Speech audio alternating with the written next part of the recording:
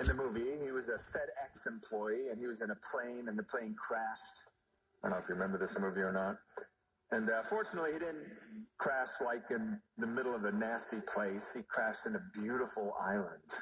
I mean, if you're going to crash, it's a great place to crash. And he was a castaway. That was the name of the movie. He was a castaway. And he was there for a long time. And at first, he was like, wow, this place is beautiful. But within a couple of days, he really started to struggle. And he realized before long that isolation, regardless of how beautiful the setting is, it's brutal. There were enemies, there were animals, there were storms, there was exposure to the elements.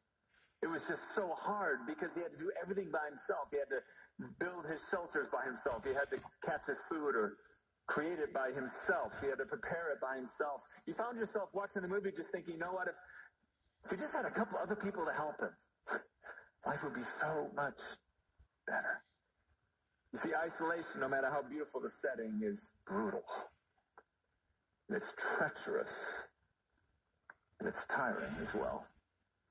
Now, Libby and I dropped Annika off at college down in Austin, and we were driving back late at night, and as we were coming up to I-35, we got hungry, so we called ahead to this place to get some salads, and we stopped by, and we were waiting to get our to-go order, and we were standing looking around, and Libby made an observation. And she observed that every single person eating in the restaurant at that moment was looking at their phone. Every single one. We are becoming isolated voluntarily. We are becoming voluntary castaways, except we don't have a volleyball that we talk to. We have a phone that we talk to, that we read.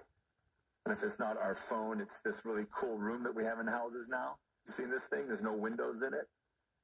You can close it, make it pitch black in there. There's this huge screen. And we go isolate in the video room. We're watching sports or we're watching Netflix, but we're by ourselves. We're isolated.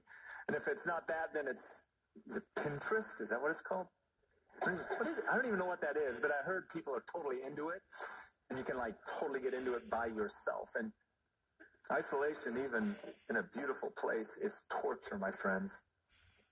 And we are voluntarily isolating ourselves. We are becoming voluntary castaways. Isolation is an unintended consequence of individualism.